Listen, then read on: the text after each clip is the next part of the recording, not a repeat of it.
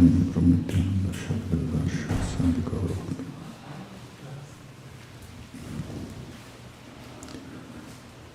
Hare Krishna,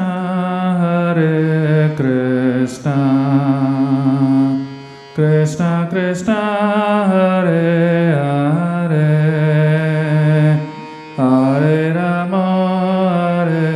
Rama, Rama Rama, Hare Hare, Hare Krishna, Krishna Krishna, Hare Hare, Hare Rama, Rama Rama, Hare Hare, Hare Krishna, Krishna Krishna, Hare Hare, Hare Rama, Rama Rama, Hare Hare, Hare Krishna, Krishna Krishna, Hare Hare, Hare Rama, Rama Rama, Hare Hare, Hare Krishna, Krishna Krishna, Hare Hare, Hare Rama, Hare Hare,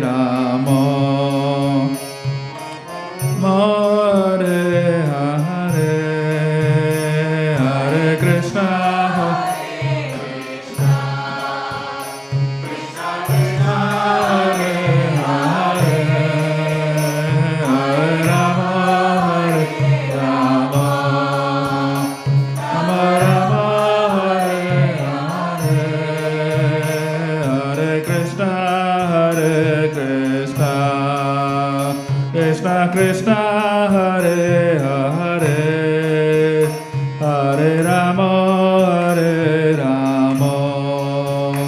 Rama Rama, Hare Hare, Hare Krishna, Krishna Krishna, Hare Hare, Hare Rama, Rama Rama, Hare Hare, Hare Krishna, Krishna Krishna, Hare Hare, Hare Rama, Krishna Krishna, Hare Hare, Hare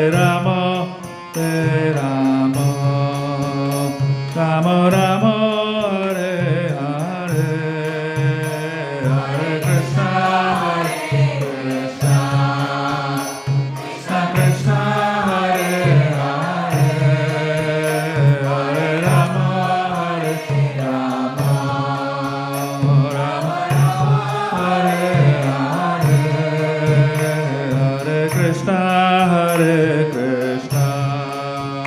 Krishna Krishna, Hare Hare, Hare Rama, Rama Rama, Hare Hare, Hare Krishna, Krishna Krishna, Hare Hare, Hare Rama, Rama Rama, Hare Krishna, Krishna Krishna, Hare Hare, Hare Rama, Rama Rama, Hare Hare, Hare Krishna, Krishna Krishna, Hare Hare, Hare Rama, Rama Rama, Hare Hare, Hare Krishna, Krishna Krishna,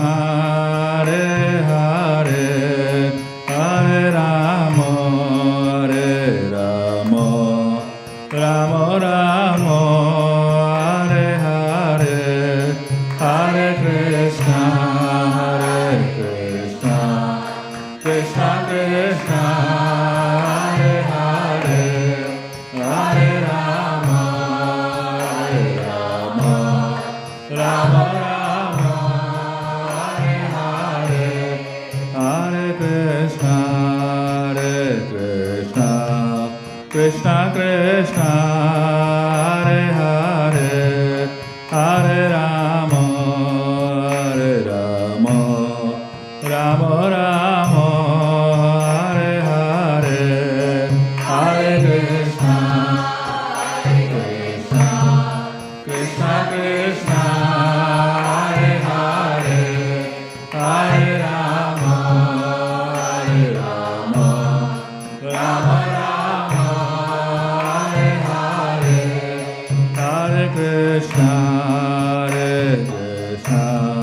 Krishna Krishna Hare Hare Hare Rama Rama Rama Hare Hare Hare Krishna Krishna Krishna Hare Hare Hare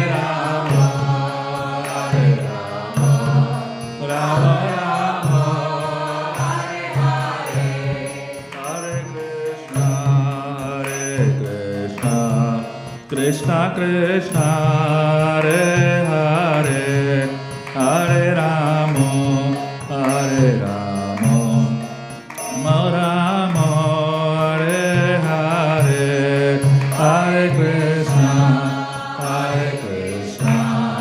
Krishna Krishna Hare Hare Hare Rama Rama Rama Hare Hare Hare Krishna Krishna Krishna Hare Hare Hare Rama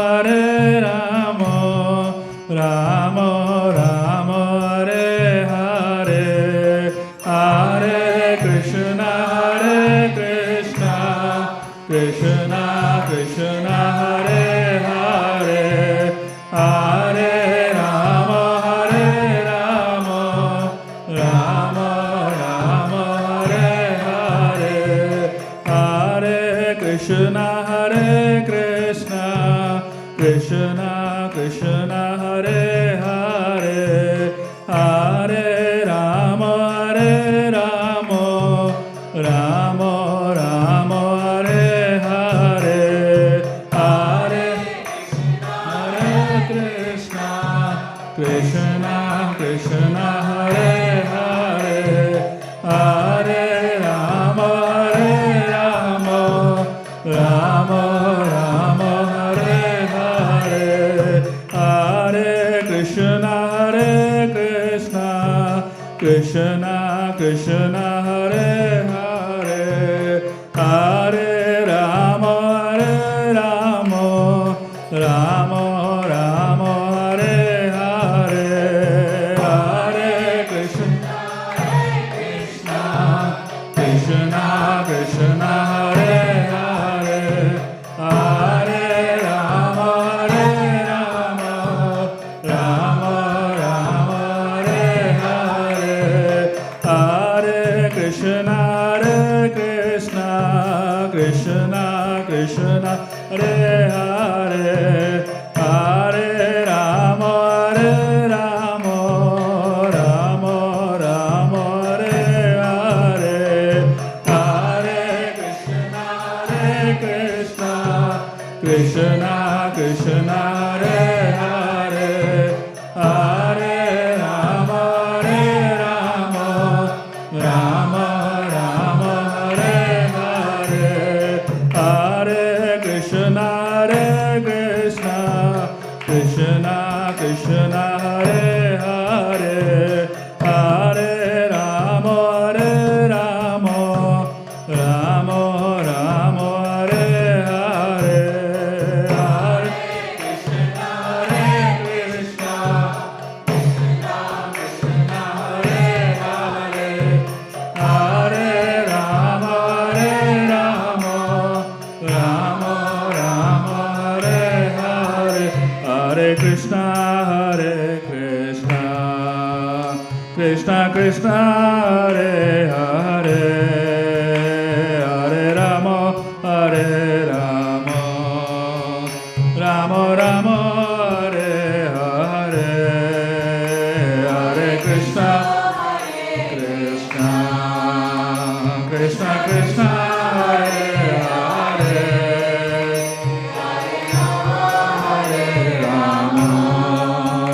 Rama Rama, Hare Hare, Hare Krishna, Hare Krishna, Krishna Krishna, Hare Hare, Hare Rama, Hare Rama, Rama Rama, Hare Hare, Hare Krishna, Krishna Krishna, Hare Hare, Hare Rama, Hare Rama, Rama Rama, Hare Hare. हरिनाम संकीर्तन की जय।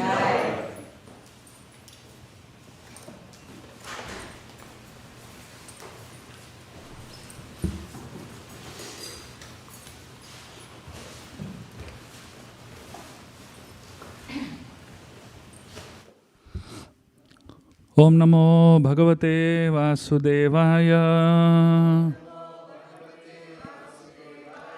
ओम नमो भगवते वासुदेवाय। ओम नमो भगवते वासुदेवाय।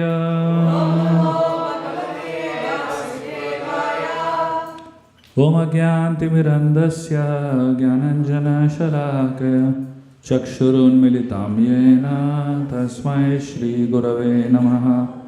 श्रीचैतन्यमनोभीष्टं येन भूतले स्वयं रूपा कदा मह्यं ददाति स्वपदान्तिकं।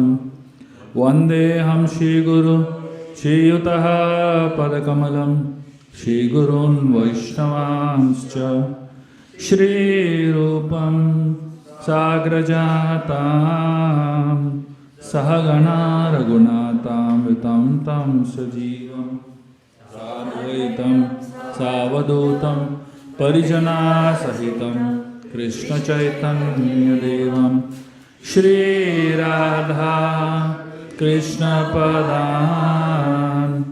सहगणा Lalita श्रीविशाखान्वितंश्च।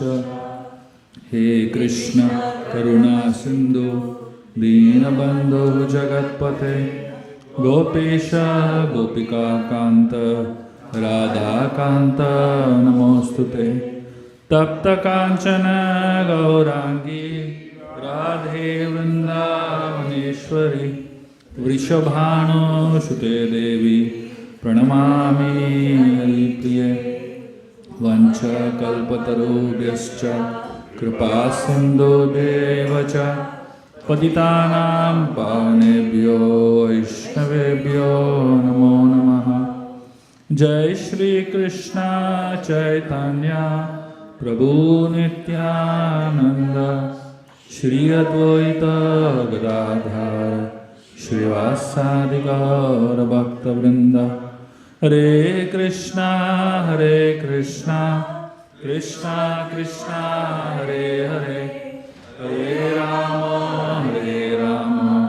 Ram Ram Hare Hare.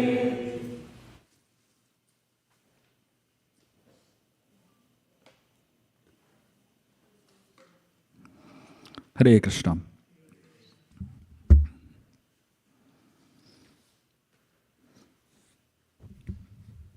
Would like to welcome all of you to today's Bhagavatam class. So today we are going to be discussing some very interesting thoughts from the Bhagavatam.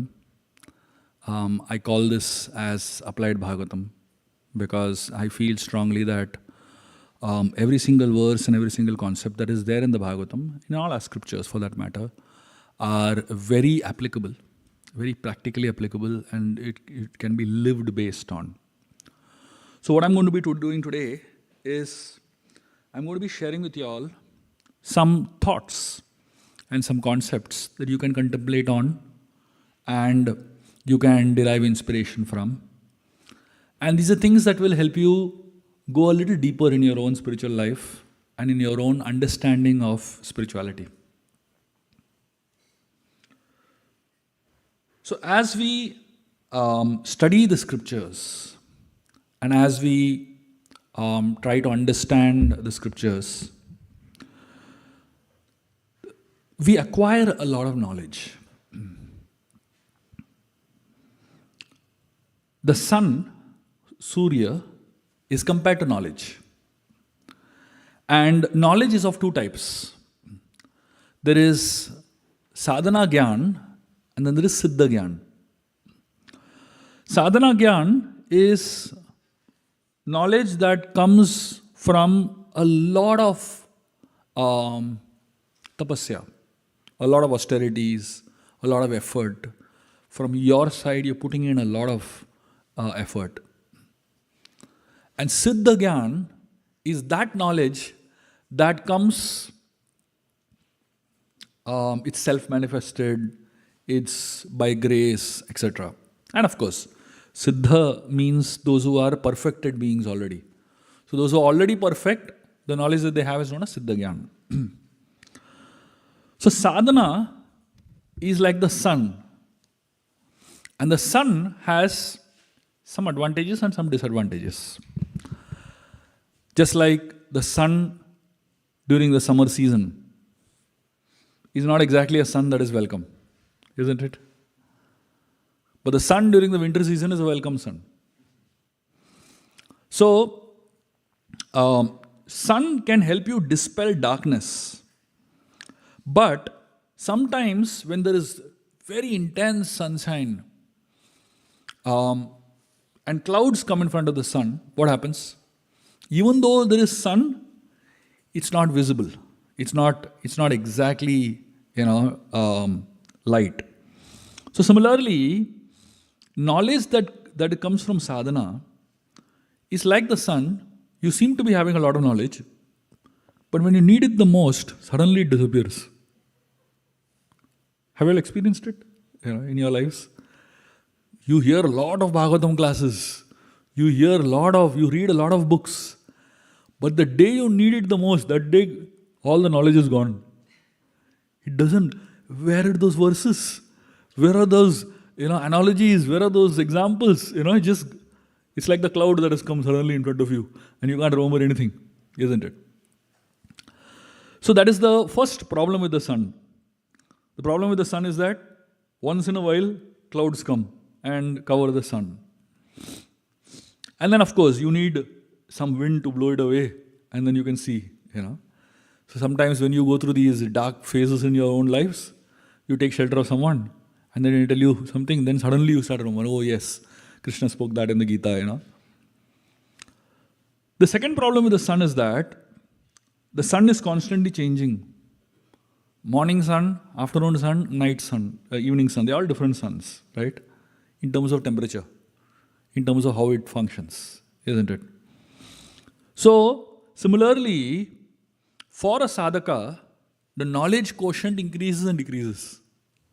Sometimes we have a lot of knowledge, sometimes we have no knowledge.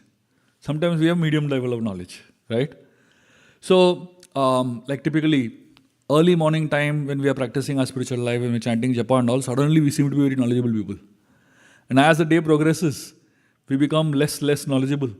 And by night, we are like practically least knowledgeable, So that is the second problem with the sun.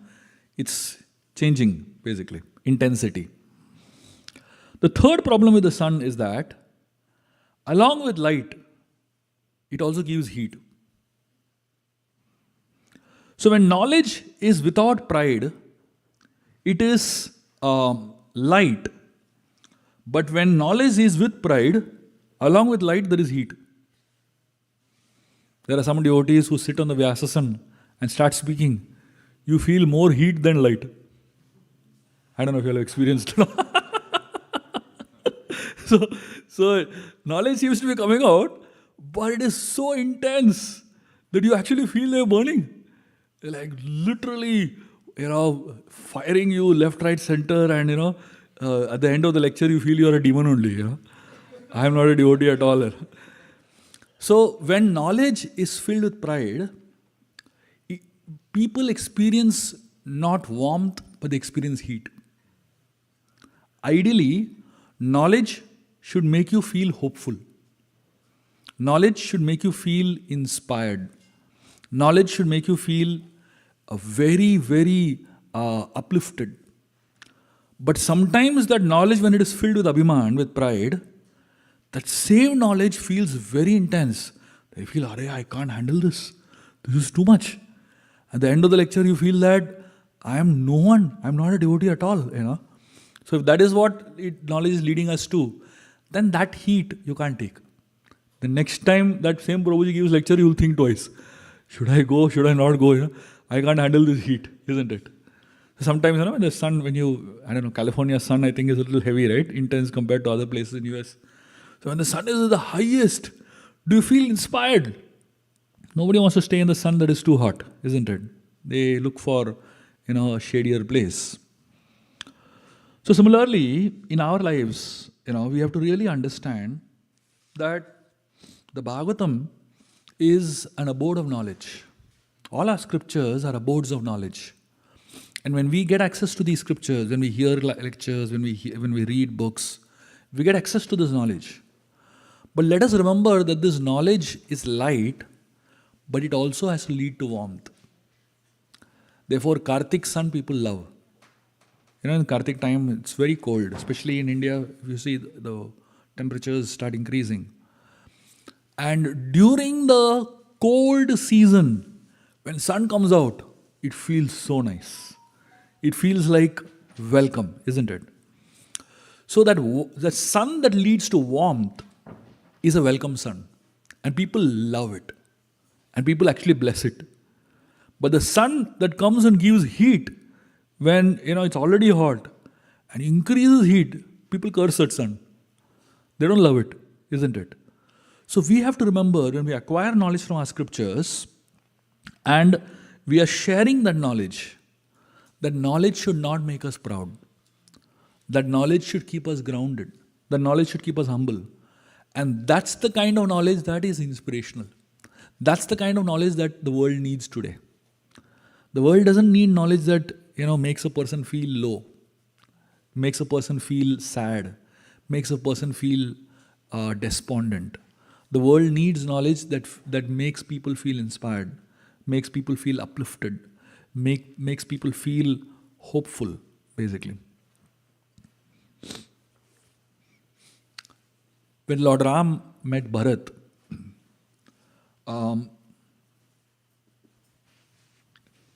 he made a statement, and a very interesting statement. The statement is almost like a test. He tells Bharat that there is no one more saintly and talented as you. And he asks him, am I right? Now, if God asks you such a question, it's a very interesting question, isn't it? So now, Bharat is thinking, how can I say you're wrong? Bharat is saying, can you ever say, God, you're wrong? Yeah. Obviously, you can't tell God that you're wrong, isn't it? So then Ram asks Bharat, why do you say that you are the greatest sinner? Because Bharat actually felt responsible for all the mess that happened in Ayodhya due to his mother, So he felt that all the pain that the people of Ayodhya are going through for Ram being exiled to the forest for 14 years, he felt, I am responsible for it. If I didn't exist, Kaikeyi would not have done like this. So he felt responsible for all the mistakes, and for all the pain that people are going through, and therefore he considered himself to be a sinner. And then Ram says like this. So Bharat, he thinks a little bit, and he reconciles the two. And he says, what you're saying is right. What is Ram saying? Ram is saying that there is no one more saintly and talented as you. So Bharat is saying, what you're saying is right, but what I am saying is not wrong. So then Bharat gives a very beautiful analogy. And this is an analogy that every devotee must remember. And it's an analogy that is actually very life transforming way to think for a sadhaka, for a devotee. Bharat says, a piece of iron is iron, isn't it? But when that piece of iron comes in contact with parasmani, parasmani is a very special type of jewel. Anything parasmani touches becomes gold.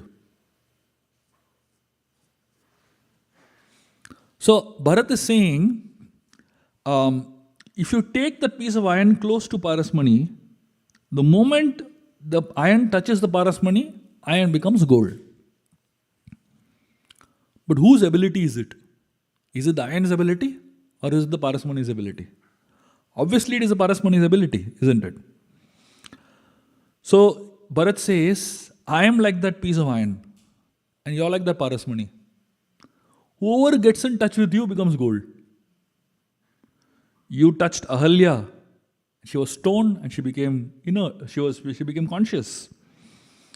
So he says that anyone who comes in contact with you immediately becomes like gold. So it is not my quality. It's not that I am great. I am great because I came in touch with you. And then Bharat, he returned back to his kingdom. And all the citizens of Ayodhya were started asking Bharat, why do you do so much austerities? He was doing really intense austerities for the 14 years that Ram was in the forest. What kind of austerities? He didn't sleep on the ground. He was sleeping 12 feet below the ground. Because he was thinking, Ram is sleeping on the ground. I can't sleep on the same level as Ram. He dug a hole 12 feet below and he slept. And he was thinking, Ram is eating roots and fruits. I cannot eat Rajbhog. I cannot eat opulent food. So he was eating barley soaked in cow urine for 14 years. The two without salt. Once a day. Imagine. Ram, he did not wear opulent clothes, kingly clothes and ornaments. Bharat gave it up also. He was wearing tree bark and deer skin, just like Ram. Ram did not, he matted his hair. So even Bharat matted his hair. So the people of Ayodhya were thinking that, why are you doing such level of austerities? You already have pleased Ram. So why do you need to do more austerities?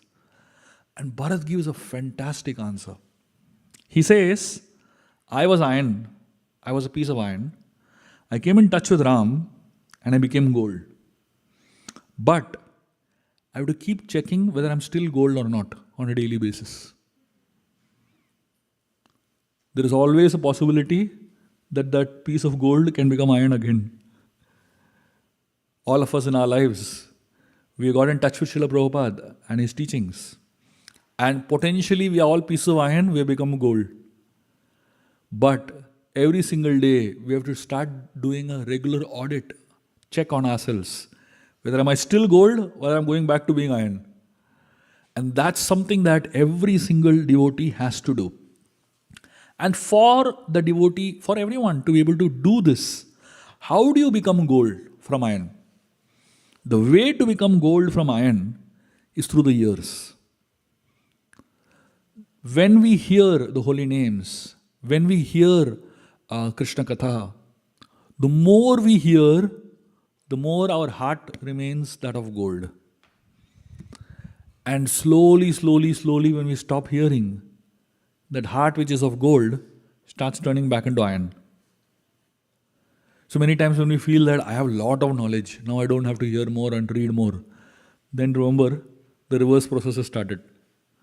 Slowly, over a period of time, your heart will again turn back into iron. And that's why the hearing process has to go on.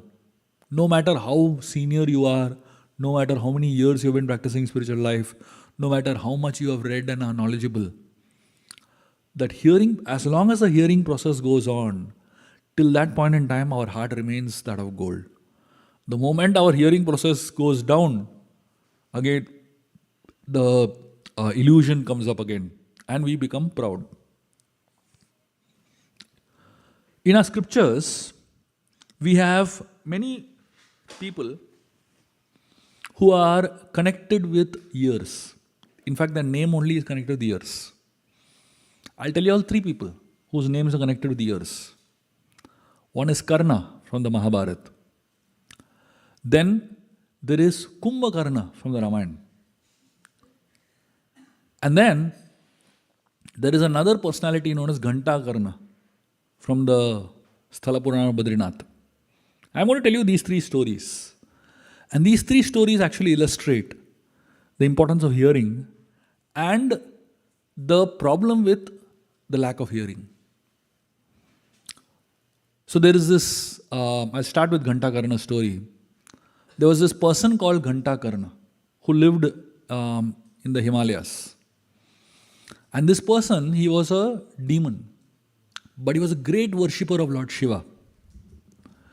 And Ghantakarna, he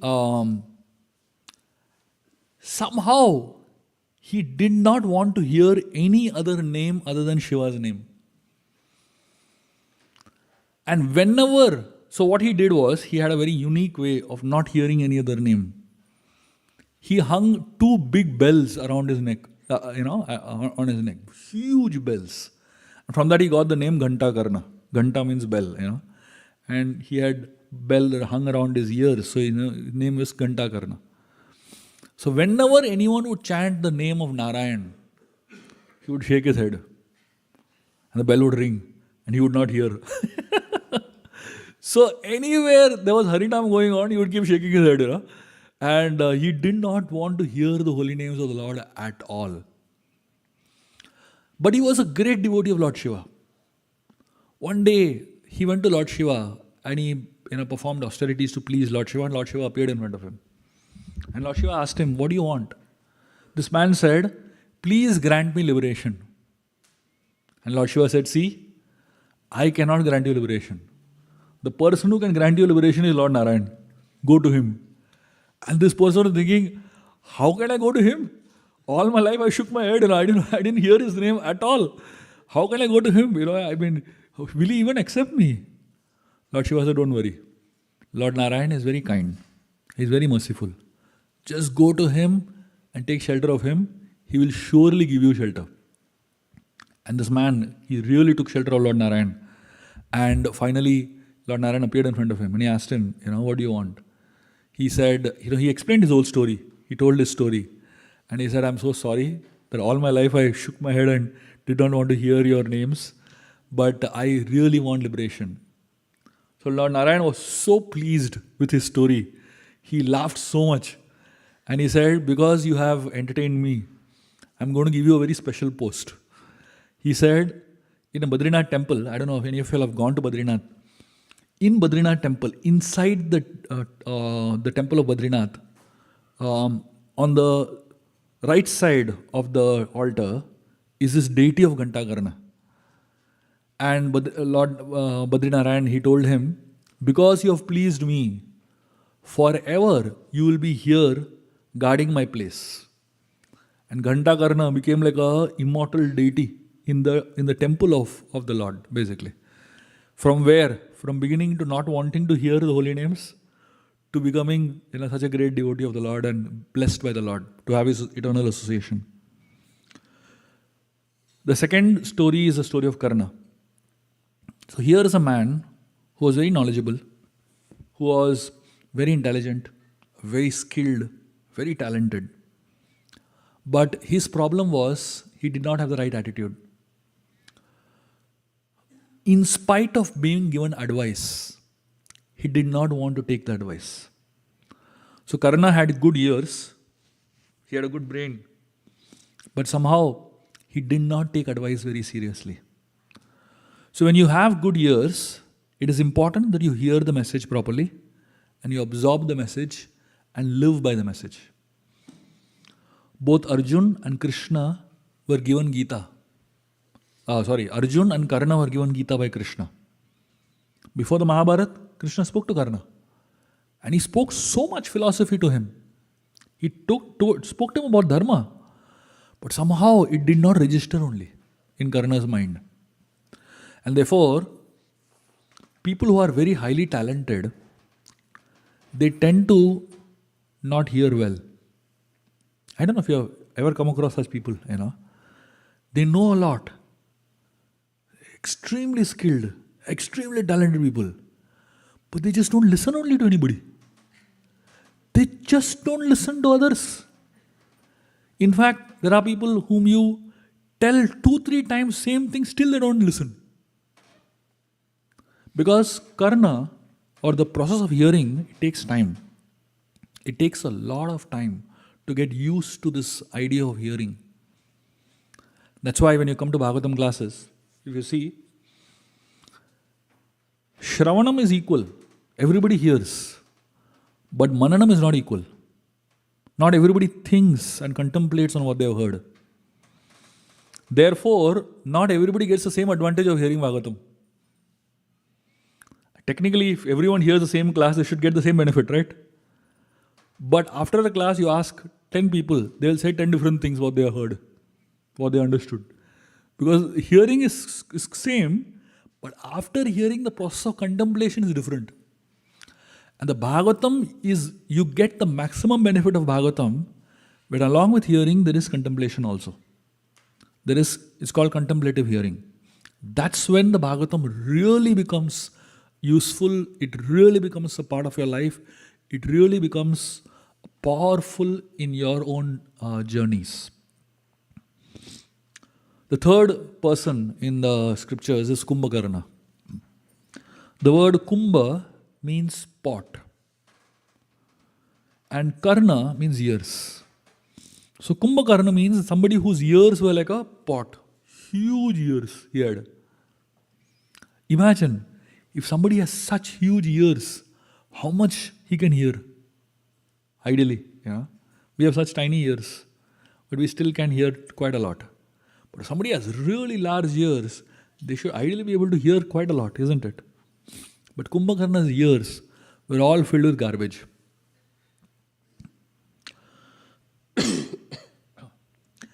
People who are very proud, they love their ears. You know why? Because through their ears, they can hear their own glories. They can hear their own praise. They can hear their own greatness. So Kumbhakarna, he loved to hear a lot about himself. And that's why Kumbhakarna's size in the Ramayana is huge. Why his size is so huge? His huge size represents his pride. Technically, there might be somebody who is 5 foot tall or short, whatever. But his ego might be like Kumbhakarna only. Huge, isn't it? So this Kumbhakarna is not just physical size. It's talking about the size of your ahankar. Short people may have big egos. And big people may have small egos, isn't it? So Kumbhakarna is not just about a physical dimension. It's about it's a spiritual dimension also of looking at it. Therefore, in the Ramayana when Sugriv was kidnapped, so basically there was a point in time when Kumbhakarna attacked Sugriv. And Sugriv fainted. And Kumbhakarna put Sugriv on his shoulders and took him inside Lanka. Now imagine, Sugriv is the king of the Vanar Sena. And Kumbhakarna just flips him on his back, and he's taking him inside, kidnapping the king. So the entire Vanara army, they were totally bewildered because the king is gone. And Kumbhakarna was entering the city, and everybody was praising Kumbhakarna like anything. And as I said, Kumbhakarna he loves to hear his own praise. He was rejoicing. People were showering flowers on him. They were throwing scented water on him. He was like enjoying the praise. Just like when someone praises you, you don't want them to stop, isn't it? Please speak a little more, little more of my glories, we just love praise so much, we don't want them to stop speaking. So Kumbhakarna was so intoxicated in hearing his own praise that he forgot to focus on Sugriv, who was on his shoulders. And a little water fell on Sugriv's face, and he woke up. And he woke up and he saw the whole situation, and he immediately attacked Kumbhakarna. He realized, if I don't escape now, I'll be dead. He jumped on the ears of Kumbhakarna and bit off the ears. And jumped on the nose of Kumbhakarna and bit off his nose. Now you might be thinking, what's wrong with people in the Ramayana? They're cutting off the ears like anything, Ram also cut off Shurpanaka's ears, through Lakshman. And here Surya is cutting off Kumbhakarna's ears. See, everything in the scriptures is very symbolic. So, if we don't get the symbolic understanding of it, we kind of miss the point. So, why did Sugriv cut off the ears of Kumbhakarna? He bit off the ears of Kumbhakarna because he understood the only way to damage a proud person is to bite off his ears. Attack at the place which is his greatest weakness. The greatest weakness of a proud person is ears. He bit off the ears only. Kumbhakarna's identity, his name is Kumbhakarna. One ear is gone. So practically, his identity itself got shaken up by Sugriv biting it off. Kumbhakarna became so angry, so upset. He started running and attacking the whole Vanara Sena.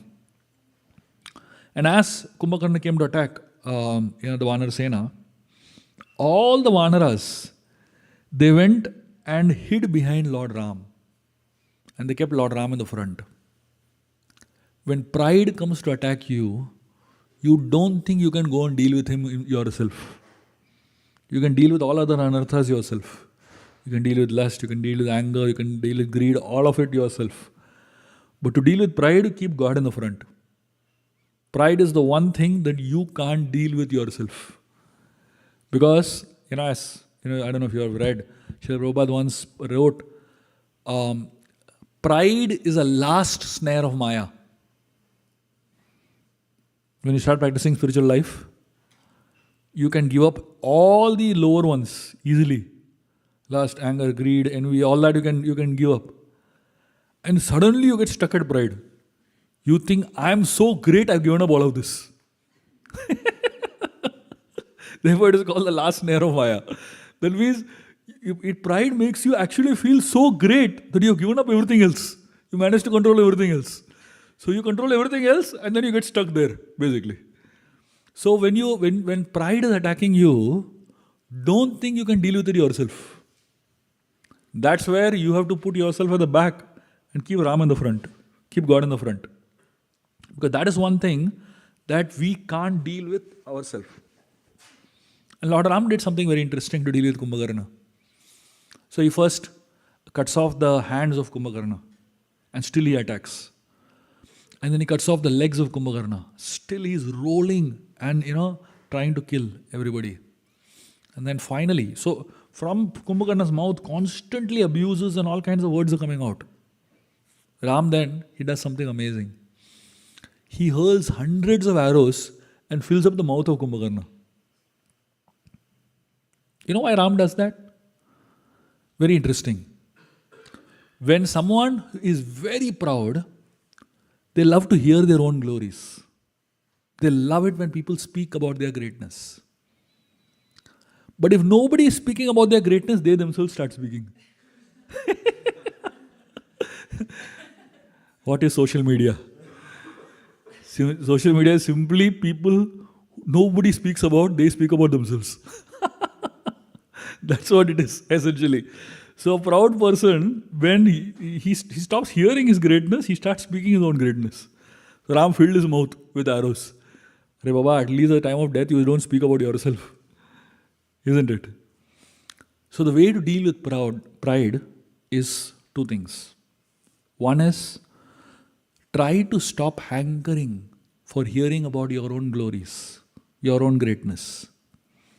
And try to stop hankering to speak about your own greatness. The ears and the mouth are exclusively meant for hearing and chanting the holy names of the Lord and chanting and hearing the holy katha of the Lord. So when that is not happening, then the heart gets filled with pride. The heart gets filled with these anarthas that make us think that we are great. Knowledge is not ours. Knowledge is God's. But when we acquire that knowledge, we think that I am great. Isn't it? So, one of the names of the Lord, he is known as Putatma. The word Putatma means the one who purifies the heart of all the misgivings, all the anarthas. So there is so much of dirt within our hearts. And Um, there are these cleaning agents, right, that you get. Like, for example, you get Surf Excel, you get these soaps and detergents, and you get these all products that are meant to cleanse your body. But what is it that is used to cleanse our heart? Um, I'm sure all of you all have eaten halwa, right? When you eat halwa or anything that is Indian sweets made up of ghee, and it's filled with sugar and ghee, very slippery, right? When you eat it, your hands get greasy, isn't it? After that, you have to wash your hands with soap because that grease just doesn't get out, isn't it? You put that halwa in your mouth. Have you ever put soap in your tongue to clean your tongue? Anybody has ever used soap after eating halwa? Greasiness doesn't stick to our tongue, isn't it? Why? Because the tongue is a very special organ. It is created in such a way that no matter how sticky substances go inside it, nothing sticks to it. That is the way the tongue has been created by God. Similarly, the Lord is called Putatma. Means, no matter how dirty we are and how much dirt we put inside our hearts and our bodies, the Lord who is within our heart, He never gets contaminated. He never gets dirty. In fact, He is the one who is inside us, trying to purify us, trying to cleanse our hearts. So, as we progress in our spiritual journeys, life becomes more subtler and subtler and subtler. Initially, in the beginning stages of our spiritual life, it's very gross practice of spirituality. But as we grow in our spiritual journeys, the practice of spirituality has become subtler and subtler. Like, for example, in the Srimad Bhagavatam, there's this amazing story of Prithu Maharaj, who is performing this Ashwamedha Yajna. And he is performing 100 Ashwamedha Yajnas repeated one after another. And Prithu reaches the point of 99 Yajnas successfully performed. And he's about to do his 100th Yajna. At that time, Indra becomes very insecure. And he really becomes very, very petrified, thinking that Prithu is doing the 100th Ashwamedha Yajna so that he can take over my position of Indra. See, the nature of positions and power is that it always keeps you insecure. Because there's always going to be somebody better than you. There's always going to be somebody more qualified than you. Security cannot be in position, power, wealth, and all of these external things, because all of these things change constantly. Today somebody is a president, tomorrow somebody else is going to be the president. These power and positions, they are very, very volatile in nature. They are not permanent things. Like when an earthquake comes or a tornado comes, what will you hold on to? Will you hold on to your Apple Watch? Is that going to help you? You will fly along with it, isn't it? Are you going to hold on to your Tesla cars? Even that will fly along with you, isn't it? What will you hold on to when there's a tornado or a hurricane? You will have to hold on to something that is really grounded intensely, isn't it? It might be a pole. There's no value to that pole otherwise. But because it helps you stick to something that is ground, earth is not going to go anywhere. Earth is powerful, isn't it? So if you hold on to something that is strongly connected to the earth, there's a good chance you will not get blown off. But if you hold on to anything else that is valuable, but it is not connected strongly to earth, you're going to get blown off. So in our spiritual journeys also, we have to start learning to get connected. Hold on to something that is unchangeable. Hold on to something that is not going to change with time. If you want to hold on to anything else that is changeable, you are in trouble. You hold on to your beauty, wait, sometime it's going to change. You are in big trouble. You hold on to your wealth, anytime stock market can crash, your wealth is gone.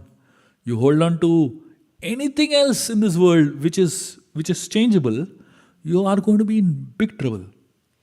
As you go deeper in your spiritual journeys, you have to start holding on to unchangeable aspects of life. So, in the beginning of our journeys, we are all holding on to changeable things in life. As we go through our education system, as we go through our schools and colleges, and as we get into our jobs, we are inspired to hold on to things that are changeable. But when we come to the path of spirituality, we are inspired to hold on to things that are unchangeable. And what is that one thing that is unchangeable? It's your relationship with Krishna. It's your relationship with God. So here, Indra is holding on to a position. And he becomes so insecure that, Prithu Maharaj is doing 100 Ashwamedh Yagyas. He comes and steals the horse. Prithu Maharaj is the Brahmanas ask Prithu, get the horse for sacrifice. And Prithu goes and sees horse is missing. And then he finds out, using all his spies and all, Indra has taken the horse. He goes and fights with Indra and gets back the horse. Indra comes and again steals the horse, second time. Again Prithu goes and fights and gets back the horse. Again Indra steals the horse a third time. Prithu is getting really irritated. What kind of immature behavior is this? The king of the heavens behaving so immaturely? Don't be surprised by immature behavior of very senior people in this world. Don't be surprised by immature behavior of people who seem to be in power and positions. Power and position does not give you maturity. Wealth does not give you maturity. Just knowledge does not give you maturity. Realization gives you maturity. And realization comes only when you actually realize your relationship with Krishna. So Indra was acting really immature. The funny thing about anger and the funny thing about all these qualities is that when you exhibit it, you're very serious about it. But for everybody else, it is just a funny, humorous comedy. So whenever you have been angry in your life, look at other people's faces. They'll all be laughing. Because for them, it is just a joke, basically. So Indra was very serious about this 100 Ashwamedh Yagyas. But it was really funny, somebody at that level behaving so insecure. Prithu, he didn't know what to do. He didn't know how to deal with this. Finally, Lord Brahma appeared in front of Prithu. And Lord Brahma told Prithu, forget it. Just give up this desire to do the 100th Yagya, because Indra is immature and is attached to his position. He is becoming insecure of your desire to do the 100th Yagya. I know that you do not want to do it for Indratva, for the position of Indra, but you want to do it for the welfare of society and to please the Lord. Be rest assured that the Lord is pleased. Just stop the 100th one. Prithu did not do the 100th Yagya. He stopped at 99. This 99 number is a very strange number, isn't it? As you come closer to 100, your desperation becomes more. Somehow I want to hit century. Prithu stopped at 99 because he thought a little bit, why am I doing this? He realized, I'm doing this to please the Supreme Lord. But if the Lord is going to be displeased with me by doing the 100th one, I don't want to do the 100th one. Look at it from our own points of view, of our own spiritual practices. There are some things that we are really attached to, isn't it? And we really want to do it that way only. But we don't think what is pleasing the Lord. Prithu was so amazing as a person. He did not do the 100th one. And Indra thought, I won. And Prithu lost. Indra won from the world's point of view. But from the Lord's point of view, Prithu won. Isn't it? So sometimes by losing, you actually win. And sometimes by winning, you actually lose. So the ego has to be really dealt with a lot of realization. So Srimad Bhagavatam inspires us to contemplate on why we're doing what we're doing. Kartik month, People do a lot of austerities. But they unfortunately forget why they're doing the austerities. And it becomes everything about austerity itself. And we forget why we're doing it.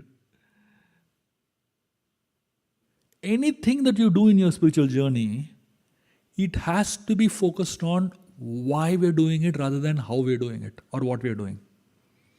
The more you focus on the what and how, the more you're stuck in the externals of the doing. And the more you focus on the why you're doing it, the more you focus on the purpose why you're doing it. And the purpose is the most important aspect of spiritual life. If you forget the purpose, you actually lose connection with spirituality. Isn't it? So many times people practice Krishna consciousness at such a superficial level. Externally, everything they're doing. They seem to be chanting 16 rounds, seem to be following principles, seem to be doing a lot of austerities, seem to be doing a lot of donations, doing a lot of charity. But somewhere they lose connection with why they're doing it. And the moment you lose connection with why you're doing it, the behavior, it becomes very external and superficial. And that's when these anarthas come in. That's when pride comes in.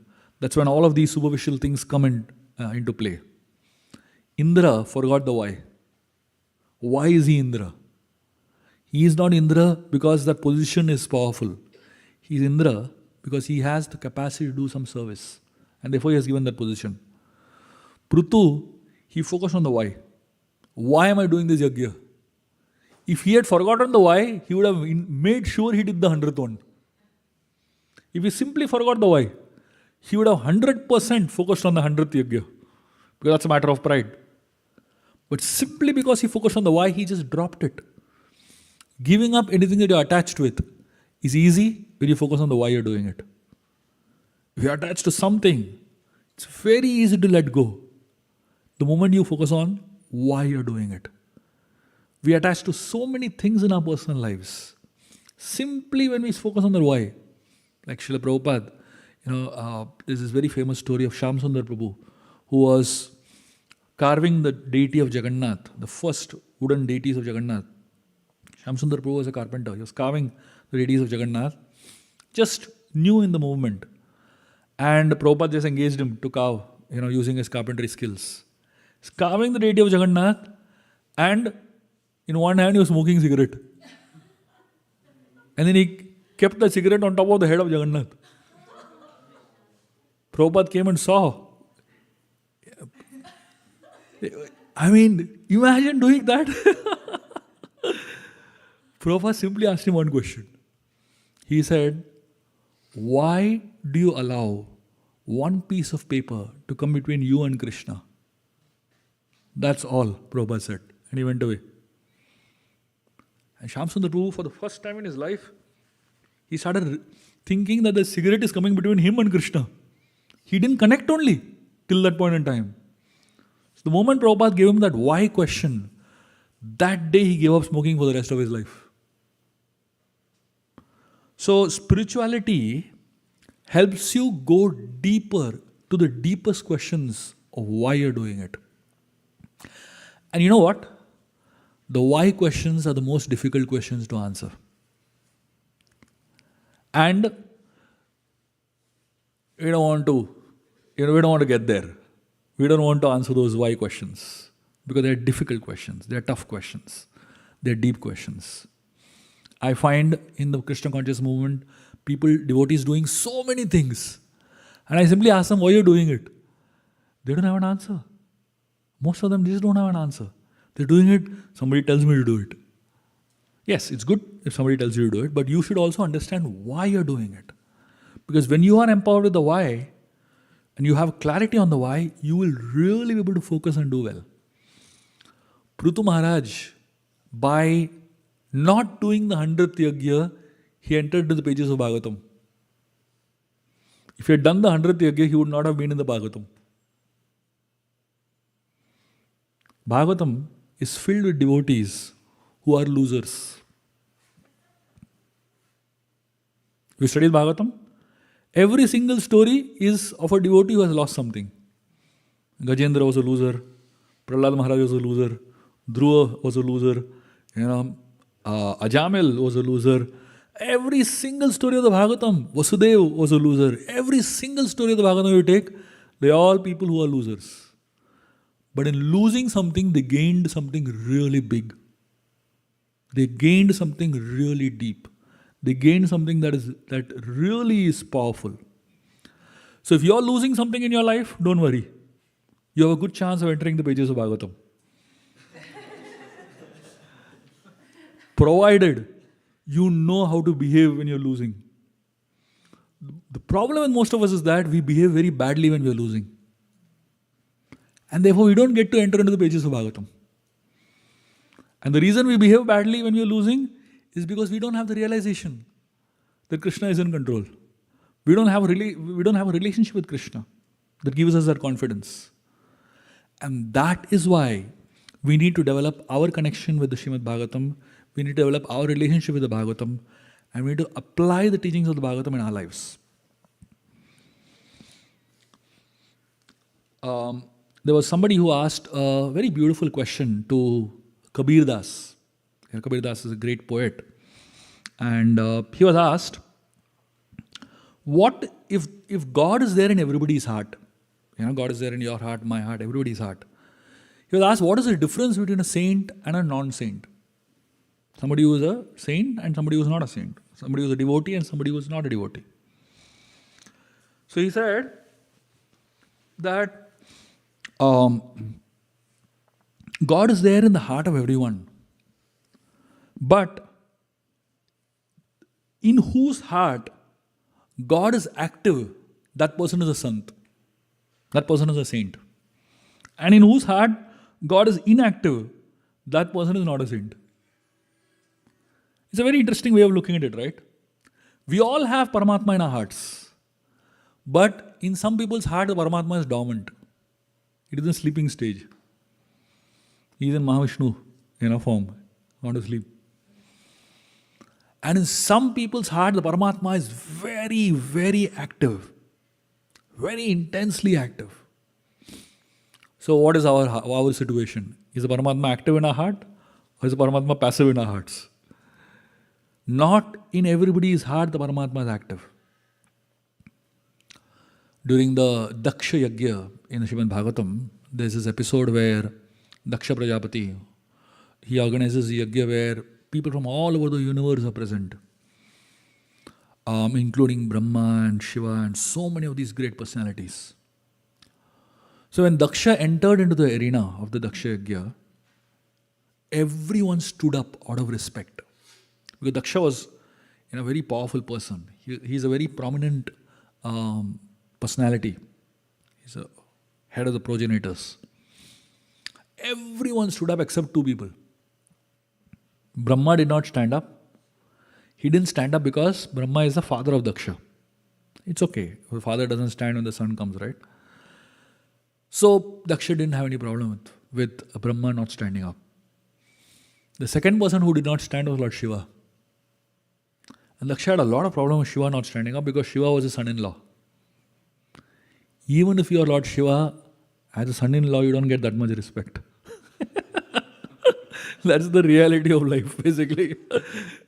You just taken for granted, basically.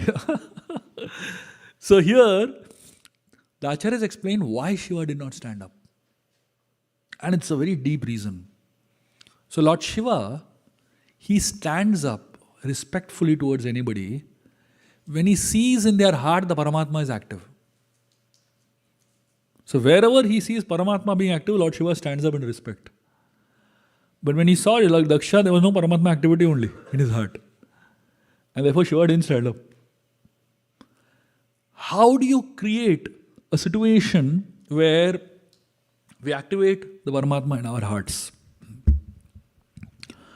So now there are two types of relationships in this world. There is a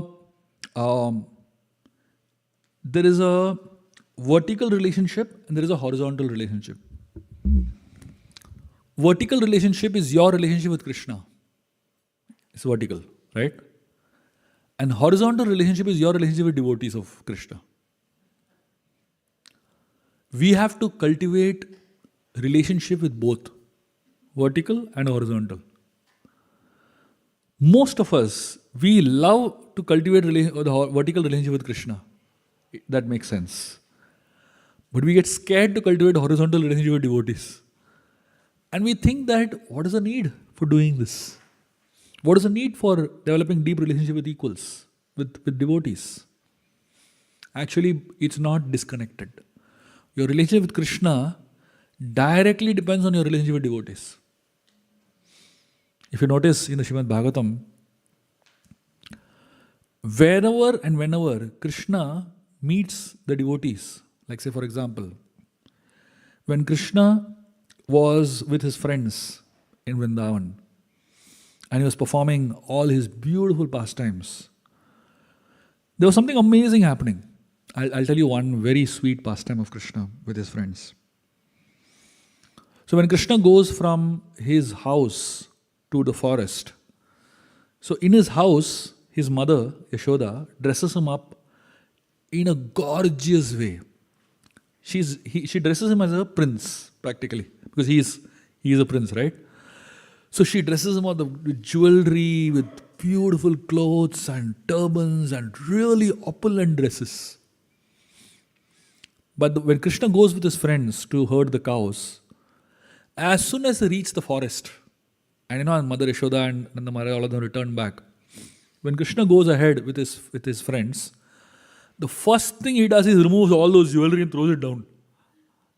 And there's a second dressing that happens in the forest. And this time the friends of Krishna dress him up. And they dress him up with forest flowers and, like that. Completely organic dressing, Completely natural things used. And now when Krishna is dressed up as a king of the forest, he goes and does beautiful pastimes with his friends. One day, Krishna, all the friends of Krishna, they drew a huge box on the ground, like on the floor of Vrindavan, on the sand. They drew like a big box, and they told Krishna, "Krishna, this is the stage. Now you come and perform." And Krishna jumped on the stage, and all his friends sat around him, to watch the performance of Krishna. And Sri Krishna began to dance and play his flute. And when Krishna was dancing and playing his flute, he began to do tap dancing. On his toes he was dancing. And so beautifully he was dancing. Balramji jumped in. And Krishna was dancing on his foot. Balramji started dancing on his hands, upside down. And Balramji was dancing all around Krishna. And seeing Krishna and Balaram dance so beautifully, perform so beautifully, the boys became so happy that they started hugging each other. The explanation that the Acharyas give is that when you are enjoying your spiritual journey, when you are connecting with Krishna, you start loving the companions who are on the journey. You start loving the people who are on the journey with you. How boring it is to be on a journey alone, isn't it? How boring it is to go on a holiday alone, It's not exactly exciting and entertaining, isn't it? But when you have good company, it's wonderful. So spirituality is like a journey in which all of us are going. But at least with few devotees, you should have at least 2 or 3 relationships within Krishna consciousness where you can have deep, meaningful, soul-searching conversations.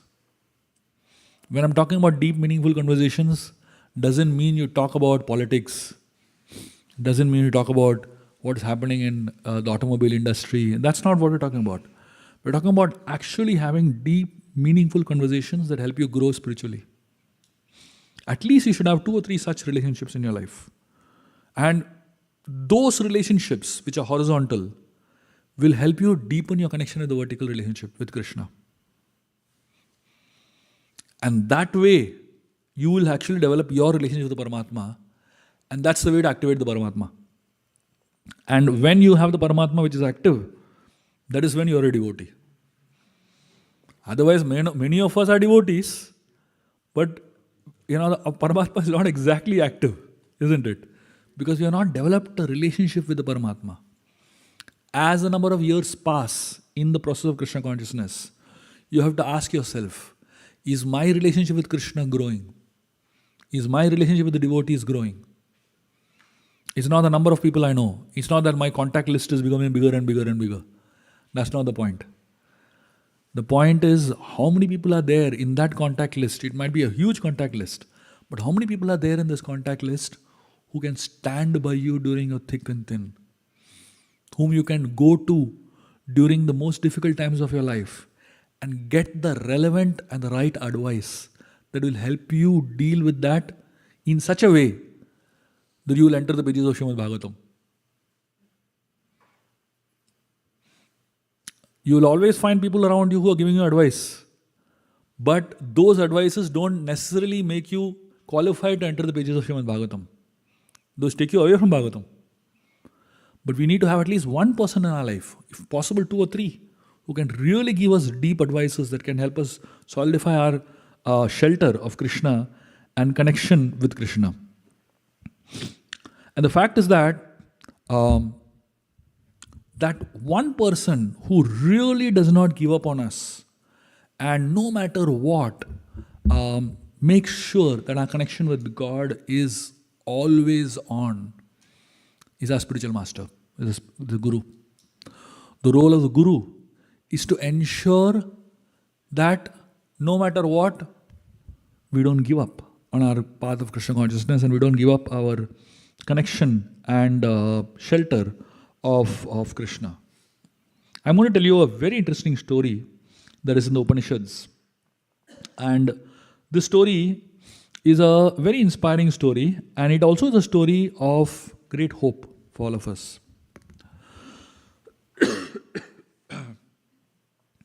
So this story comes in the Vishnu Purana also. So in this story, there was a guru whose name was Ribu. And he had a disciple whose name was Nidaga. So Nidaga studied with Ribu for a long period of time. And after a long period of time, Nidaga went to his guru, Ribu, and told him that I've studied enough. Now I would like to move out into this world and live based on whatever I've learned in the Gurukul. So the guru, he told Nidaga, he asked Nidaga, are you sure you've learned everything nicely? And you will not forget everything I taught you? Nidaga said, yes, I've learned everything nicely. Ribu said, please never forget all the teachings that we have learned here. He said, fine. And while going, Ribu again reminded Nidaga of the most important learning of understanding that we are not this physical body, we are Atma, spirit soul. And the spirit soul needs to develop its connection with Paramatma. He reminded him of that and he sent him. He said, please go and practice life based on these teachings. Nidaga went, started living a regular life, and 1,000 years passed. In the meanwhile, Nidaga got married, he had children, started living a regular life. 1,000 years later, this guru, Ribu, he wanted to go and test his disciple, whether his disciple actually following whatever he has taught him. So he went to the house of Nidaga.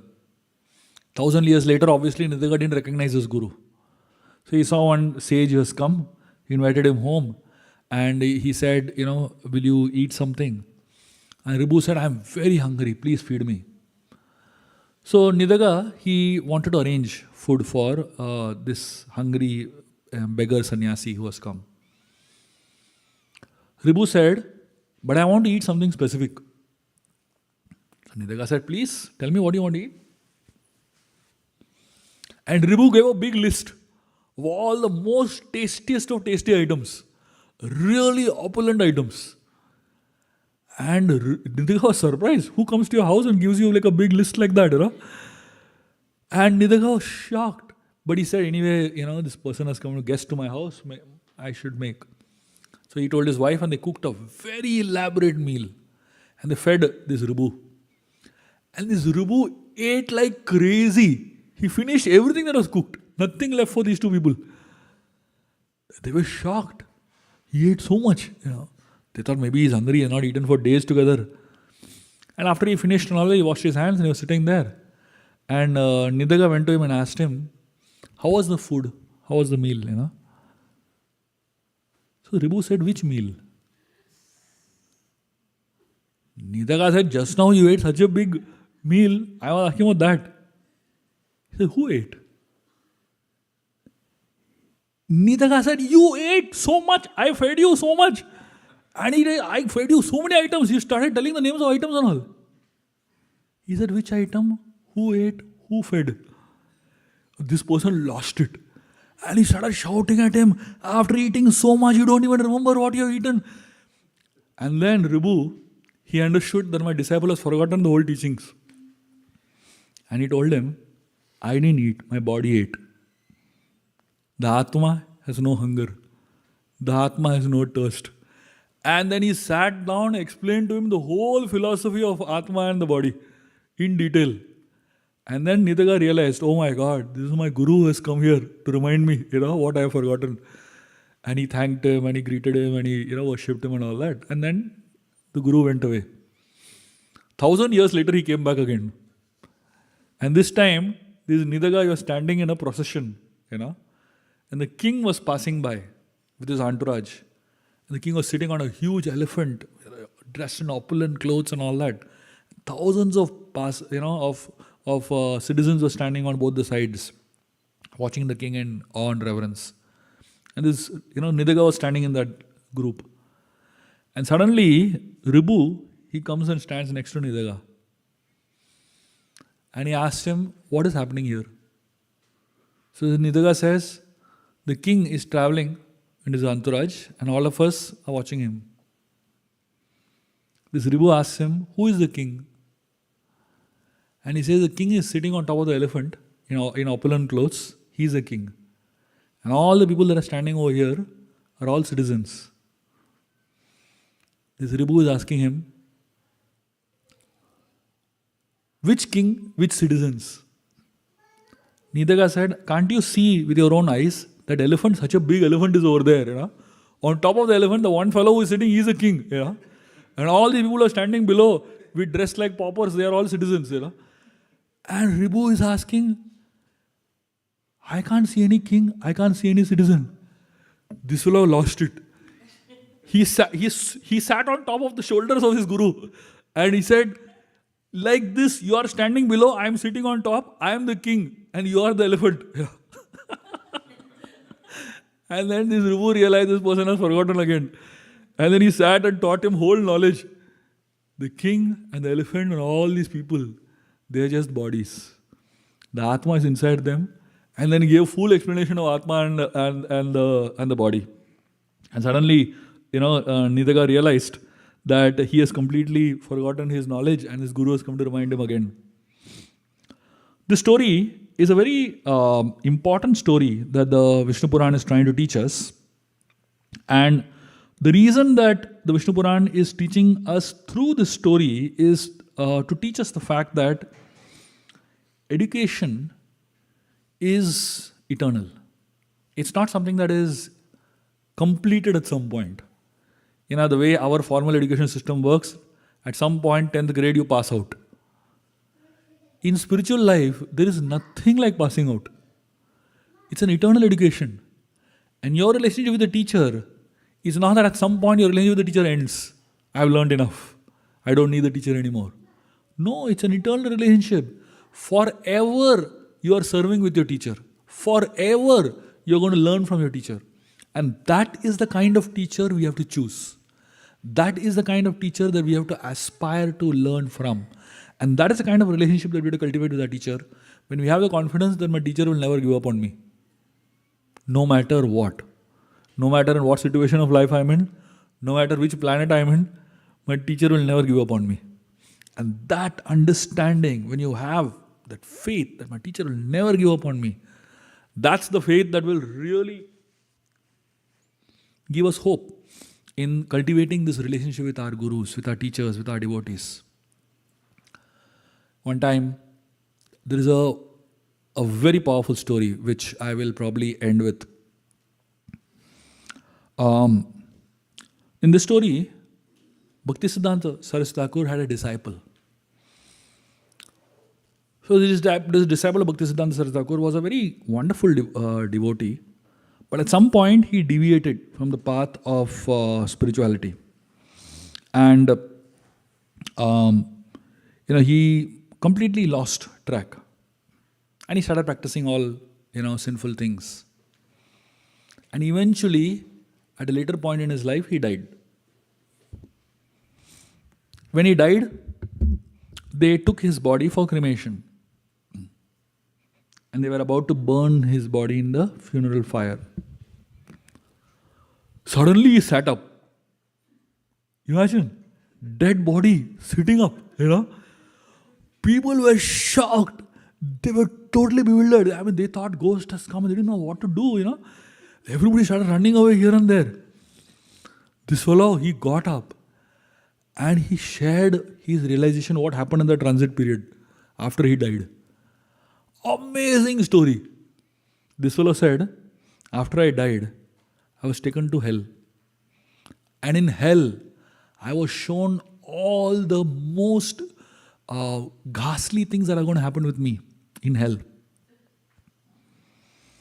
And at that time, I was standing in line to meet Chitragupta. And as I was standing in line, we were asked, is there any good thing that you've done in your life? And this man, somehow at that point, at that moment, he remembered that the only good thing I can remember I have done in my life is I became the disciple of Bhaktisiddhanta Saraswati Thakur. The moment he said this, Chitragupta took him to Yamaraj. And Yamaraj closed his eyes. And the moment Yamaraj closed his eyes, standing in front of him was Bhaktisiddhanta Saraswati Thakur. And Yamaraj told Bhaktisiddhanta, your disciple has come here. What to do with him? And Bhaktisiddhanta chastised his disciple in front of Yamaraj. And he told Yamaraj, give him another chance. And then Bhaktisiddhanta said to him, we are letting you go this time. Make sure you take advantage of the rest of your life. And then this fellow woke up in the funeral pyre. And he spent the rest of his life intensely chanting all day long. And at the end of his life, he perfected his life. Now, I told you all a story from Vishnu Puran, and I told you all a story from Bhaktisiddhanta's life. And both these stories are, teaching us the same fact, that the devotees don't give up on you. No matter what situation of life you're in, no matter what position of life you're in. And therefore, it is imperative that we cultivate our relationship with the devotees, with our spiritual master, and with the Supreme Lord. Both the horizontal relationships and the vertical relationships, so that we can grow in our spiritual journeys. Thank you very much. Hare Krishna.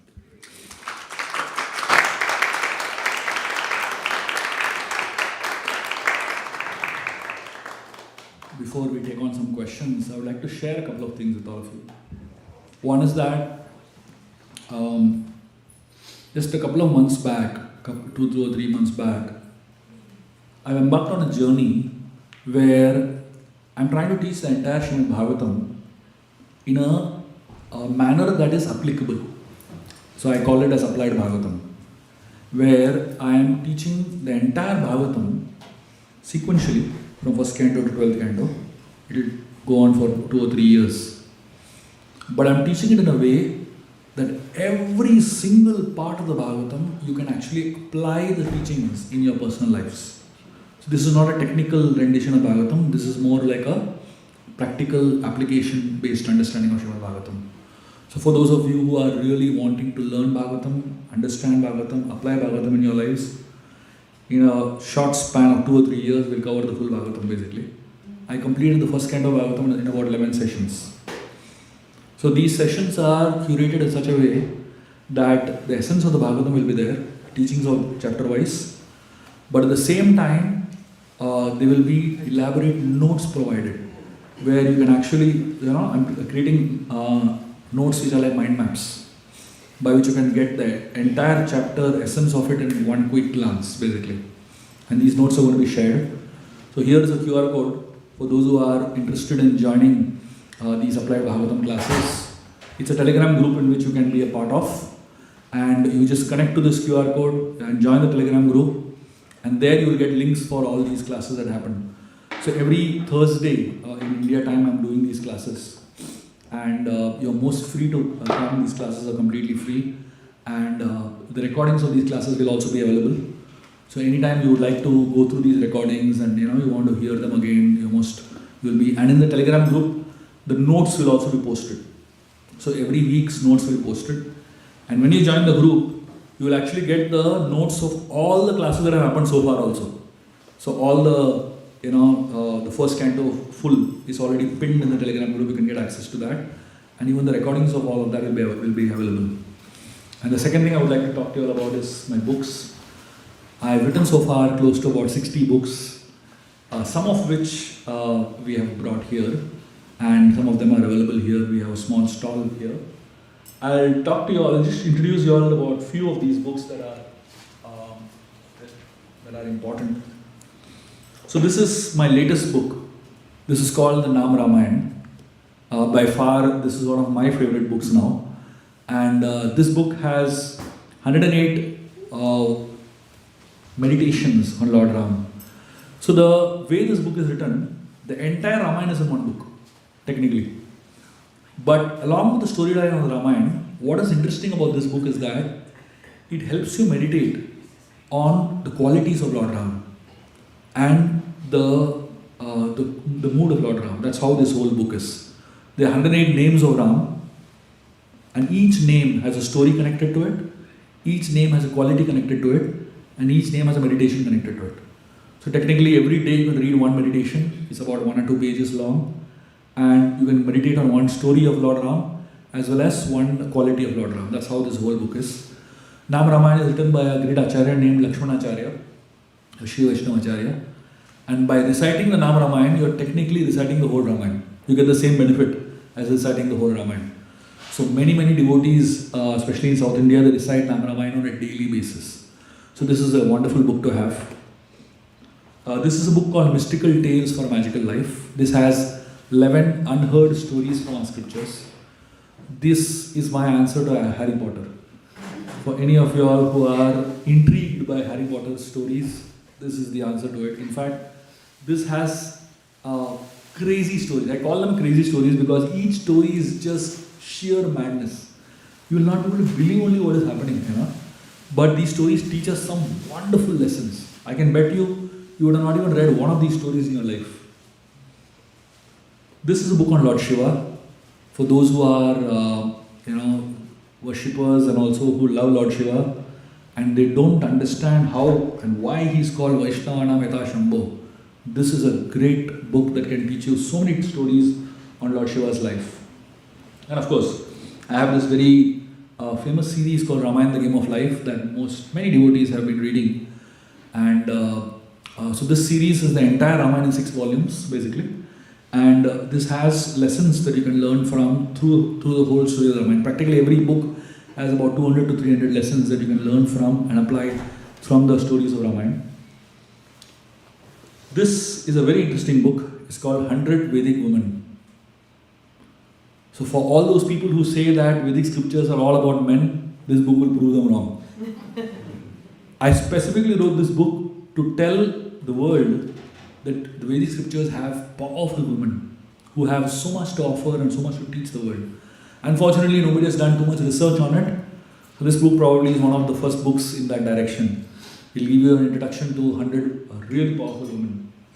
And then there is a series of books for kids. I'll just show you all 2 of them.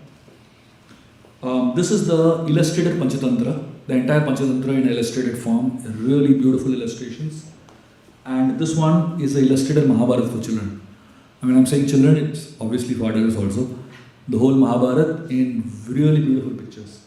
So these are some of the books that are there. You can have a look at the books, and anybody would like to have them, you're most welcome. I'll be happy to sign them for you. Anybody has any quick questions or comments before we end now? Yes. Yes, bro.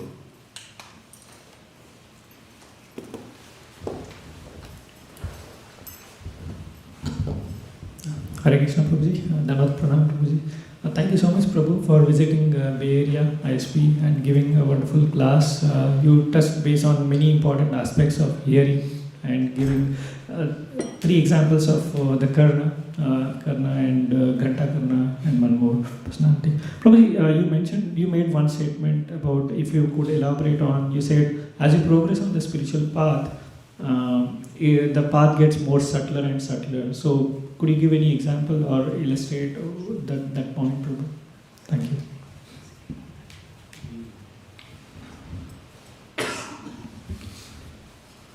Okay.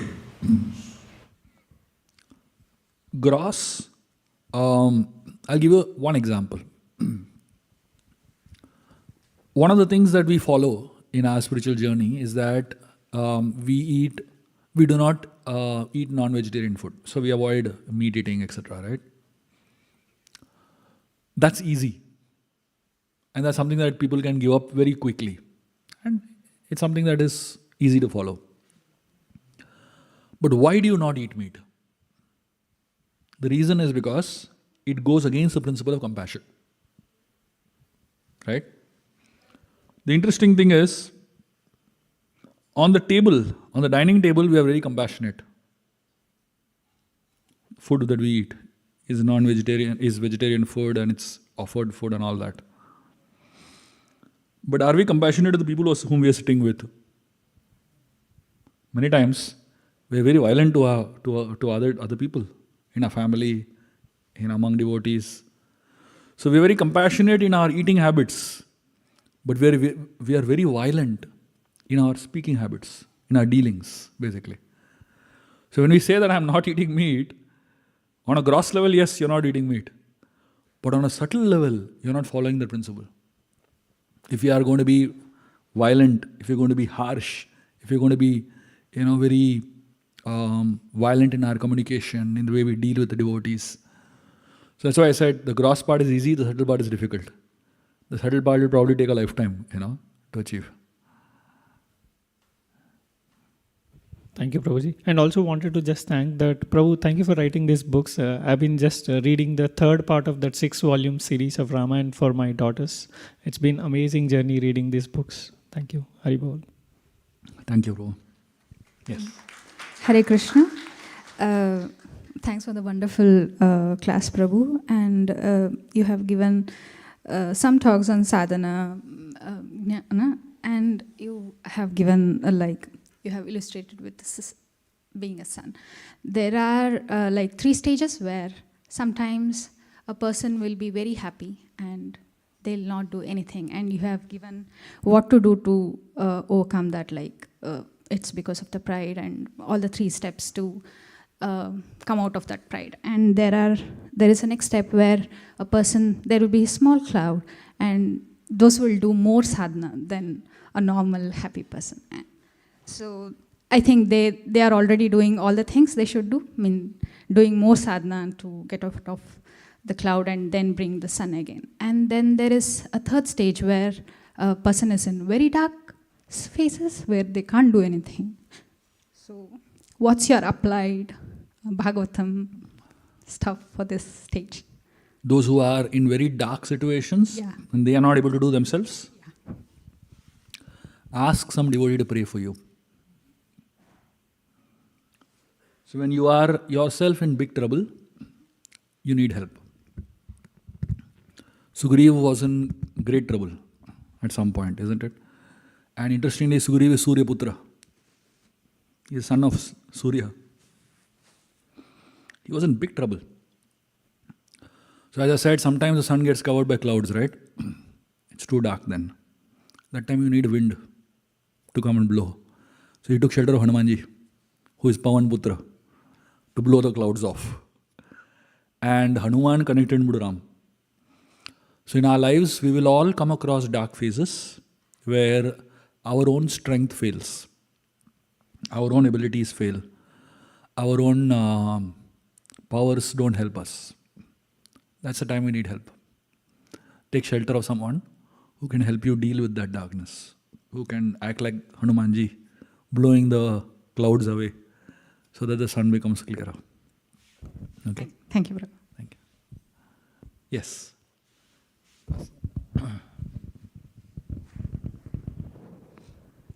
Hare Krishna Prabhuji, thank you for the wonderful class.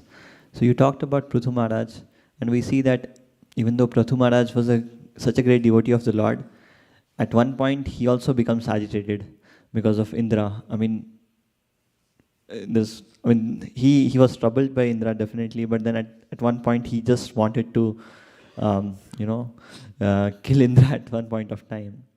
So I wanted to ask that, in the heat of the thing, sometimes what happens is that, you become so much carried over, and then, there are mistakes which happen.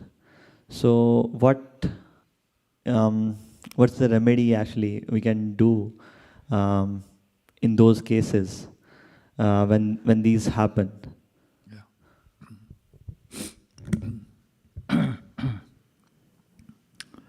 See, association of devotees is like a net.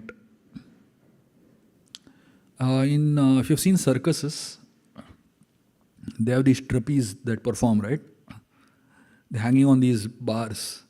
They jump from one bar to another. Then they hang on another bar, Do you know where their confidence comes from? The confidence comes because there's a net below. I can jump.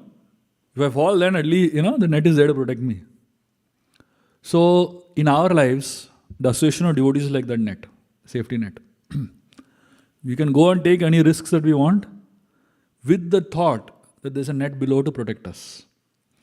So, in all our lives, we will make mistakes, we will get agitated, we will get, really angry, we will get upset, we will get disturbed by behavior of other people and by the situation around us, basically.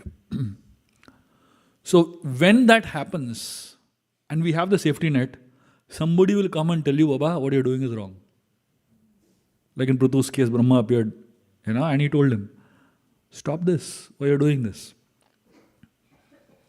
And we should know that these devotees that come up to us and tell us and give us guidance, they are themselves sent by the Supreme Lord. The problem is that when we don't take their advice seriously,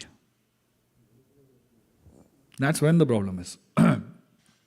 Because they are observing your situation and giving you an advice based on their experience and based on the Paramatma's guidance, basically.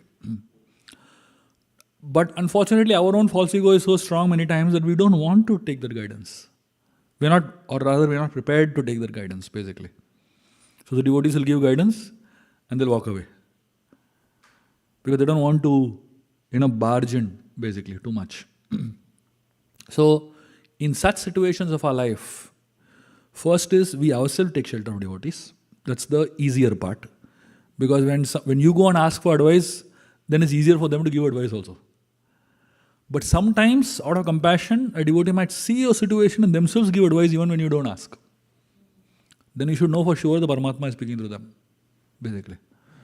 So that's why the safety net of devotees is important. That's why the community is important. The community is not just a place where we come and have prasad together. Community is a place where we feel that protection, where we feel that safety net below us. And then we can take risks in our lives. Okay? Thank you. Thank you, everybody. I think we have to go to the next part of the program, so let us stop here. But probably Prabhuji will be available for some more times. If you want to talk personally, you can always have more questions. Just to add, Prabhuji also has a mentorship program for youth as well as adults to help you with your professional and material and spiritual life. So if you want to know more about that, he can also give you details on that one. But once again, we are very, very thankful to His Grace Shubha Vilas Prabhu. He just landed from India yesterday. He's also a little bit running sick, but he took his time here to give his association, and hope we can get inspired from his teachings of Ramayana, Mahabharata and Bhagavatam. So again, let's chant one more time Hari Bol loudly to welcome him and thank him. Hari Bol! His books are available outside. The whole series is book table set up. So if you want to browse through the books, you are free to welcome, and it will be available tomorrow also. And he's here for the next couple of days for more programs. So please contact the volunteers and they will let you know the details. Thank you very much.